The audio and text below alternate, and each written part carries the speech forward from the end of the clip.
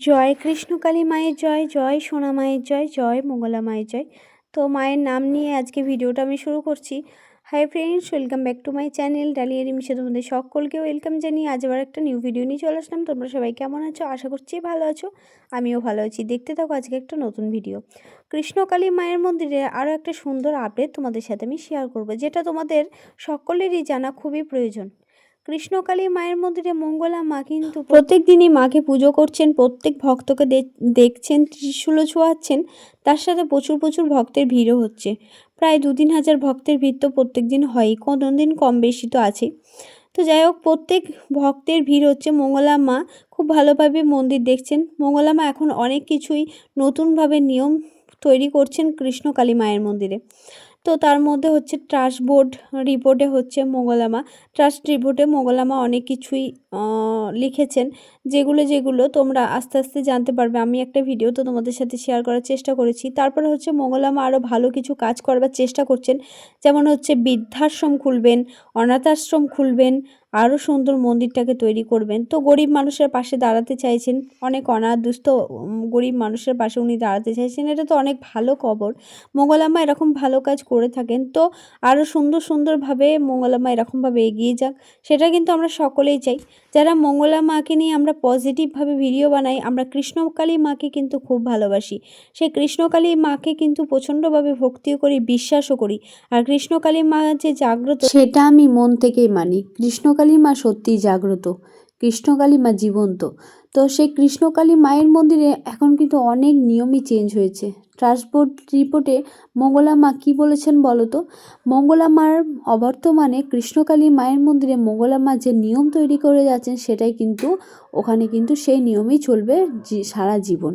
তো মঙ্গলা মা ওখানে কিন্তু একটা টাকাও কোনোভাবে নেন না, সেটা মঙ্গলা মা নিজের মুখেই বলেছেন, যে লাইনে দাঁড়াতে বা ত্রিশূল ছোঁয়ানোর জন্য এরকমভাবে কোনো রকম টাকা পয়সা কিন্তু মঙ্গলা মা নেন না। তোমরা কাউকে কিন্তু কোনো রকম টাকা পয়সা দিয়ে মন্দিরে কোনো রকম, কেউ যদি তোমাদেরকে টাকা চাই, টাকা চেয়ে বলে যে লাইনে আগে দাঁড় করিয়ে দেবো, মঙ্গলা মার সাথে আগে দেখা করাবো, কি ফুলের মালা কিনবো, এরকমভাবে নিয়ে অনেক কিছুই তোমাদের সাথে নিয়ে চাইতে পারে কৃষ্ণকালী মায়ের নাম করে, কি মঙ্গলা মায়ের নাম করে। তোমরা সেগুলো থেকে দেবে না, তোমরা সেগুলো থেকে একটু এড়িয়ে যাবে, কারণ সেগুলো দিলে তোমাদেরই লস হবে, তোমরাই ভুল পথে যাবে। কারণ এরকমভাবে মঙ্গলা মা কোনোভাবেই টাকা চায় না। আর মঙ্গলা মা বলেই দিয়েছেন যে কৃষ্ণকালী মায়ের মন্দিরে যারা যেমনভাবে আসবে, ধনী গরিব যে যেমন, সে মায়ের কাছে সেই সবাই এক। কারণ কেউ মন্দিরে টাকা বেশি দিয়ে যদি ভাবে যে লাইনে আগে গিয়ে দাঁড়িয়ে আগে গিয়ে দেখে নেবো, মঙ্গলা মায়ের হাতে ছোঁয়া নেবো, কি ত্রিশূলে ছোঁয়া নেবো, কি কৃষ্ণকালী মাকে আগে দর্শন করব, সেটা কিন্তু হবে না। কারণ মঙ্গলা মা বলেই দিয়েছেন যে যেমনভাবে লাইনে দাঁড়াবে তাকে তেমনভাবেই দেওয়া হবে, কিন্তু কোনোভাবে টাকা পয়সা দিয়ে আগে লাইনে দাঁড়ালে মঙ্গলা মা তাকে দেখবেন না, এরকমভাবে মঙ্গলা মা বলে দিয়েছেন। তো তারপর হচ্ছে আরও কিছু করবেন মঙ্গলা মা, সেগুলো বলেছেন। তারপরে অনেক কথা তোমাদের সাথে আজকে শেয়ার করবো, তোমরা পুরো ভিডিওটা কিন্তু দেখো, কেউ কিন্তু স্কিপ করো না। তো কৃষ্ণকালী মায়ের মন্দিরে কিন্তু অনেক নিয়ম পরিবর্তন হয়েছে। তার মধ্যে হচ্ছে কৃষ্ণকালী মায়ের মন্দিরে ফার্স্ট তো বললাম ওই নিয়মগুলো, আর দ্বিতীয়ত হচ্ছে কৃষ্ণকালী মায়ের মন্দিরে তোমরা যদি কোনো ভক্ত মনে করো যে আমরা দূর থেকে আসবো, কৃষ্ণকালী মাকে কোনো রকমভাবে কিছু ভোগ রান্না করে দেবো, যেমন পরমান্ন, খিচুড়ি, যে যেমন চাও, যে সেই রকম ব্যবস্থা আছে। তোমরা সব কিছু নিয়ে এসে মাকে ভোগটা রান্না করে দিতে পারো। ওখানে কিন্তু সে ব্যবস্থা আছে, হাঁড়ি কড়াই গ্যাস ট্যাস মঙ্গলা মা সব কিছু এনে রেখেছেন, ওখানে কিন্তু মাকে ভোগ দেওয়াও হয়। তো তোমরা যদি মনে করো নিজের হাতে রান্না করে মাকে কিছু খাওয়াবে বা দেবে, তো সেটা দিতে পারো। তারপর হচ্ছে কৃষ্ণকালী মায়ের মন্দিরে যারা অনেক দূর দূর থেকে আসছো, তারা যদি ভাবো যে কৃষ্ণকালী মায়ের মন্দিরে এসে কোথায় থাকবো, তো তোমরা কিন্তু কৃষ্ণকালী মায়ের মন্দিরের আশেপাশে কিন্তু ঘর ভাড়া পেয়ে যাবে। ওখানে কিন্তু যে বাড়িগুলো আছে সেগুলো থেকে ঘর ভাড়া দেওয়া হচ্ছে, এরকম কিন্তু খবর আমরা পেয়েছি। তো কৃষ্ণকালী মায়ের মন্দিরের আশেপাশে তোমরা সেই ঘর ভাড়াও পেয়ে যাবে। যারা দূর থেকে আসছো তাদের কিন্তু আর কোনো চিন্তা নেই। এবার তোমরা কৃষ্ণকালী মায়ের মন্দিরে আসলেই পাবে সেই বিশাল বড় একটা সুযোগ তোমরা পাবে। কি বলো তো? সেটা হচ্ছে কৃষ্ণকালী মায়ের মন্দিরে থেকে তোমরা মাকে সকাল সকাল গিয়ে তোমরা মায়ের পুজো দিতে পারবে। ওখানে সারাদিন তোমরা থাকতে পারবে, রাত্রেও কিন্তু ওই আশেপাশে তোমরা থাকতে পারবে। ওখানে কিন্তু ঘর ভাড়ার ব্যবস্থা আছে। কৃষ্ণকালী মায়ের মন্দির থেকে আশেপাশে গিয়েই দেখবে তোমরা, কৃষ্ণকালী মায়ের মন্দিরের আশেপাশে তোমরা দেখতে পাবে যে মায়ের ওখানে ঘর ভাড়া পাওয়া যাচ্ছে। সামান্য কিছু পয়সা দিলে তোমরা থাকতে পারবে একটা দিনের জন্য। তো সেখানে তোমরা খাওয়া দাওয়ার সম্পূর্ণ ব্যবস্থা পেয়ে যাবে। তো সেই সব কিছুটা থেকে তোমরা কিন্তু মানে থেকে মাকে পুজো দিতে পারবে, তোমাদের কিন্তু আর কোনো চিন্তা থাকলো না। তো সেই খবরটা তোমাদের সাথে শেয়ার করতে পারলাম, যতটা আমি জানি ততটা আপডেটই তোমাদের সাথে দেওয়ার চেষ্টা করলাম। আর দ্বিতীয়ত হচ্ছে কৃষ্ণকালী মায়ের মন্দিরে কোনো রকমভাবে ফুল ফল মানে এগুলো তোমরা যদি ভাবো দূর থেকে কিভাবে নিয়ে যাব, সেই জন্য বলবো কৃষ্ণকালী মায়ের মন্দিরে কিন্তু সব রকম তোমরা পেয়ে যাবে। ফুল ফল থেকে আরম্ভ করে তোমরা কাপড়, ধূপকাঠি, মিষ্টি, যে যা চাইছো সেগুলো কিন্তু মালা, তো বিভিন্ন রকমের ফুলের মালা ওখানে পাওয়া যাবে।